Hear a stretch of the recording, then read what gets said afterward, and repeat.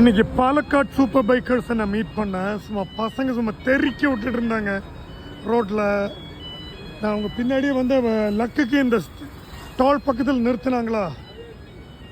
Look at the orange Hayabusa guys, orange. இந்த வண்டியை நான் போன வாரம் பிடிக்க முடியல. அவர் அந்த மீட்டுக்கு வந்திருந்தாரு. போனர் எங்கேன்னு தேடிட்டு இருந்தேன். இந்த கிடச்சிருச்சு. செம 2024 நினைக்கிறேன். ஃபுல் சிஸ்டம் இல்லை தெரியல.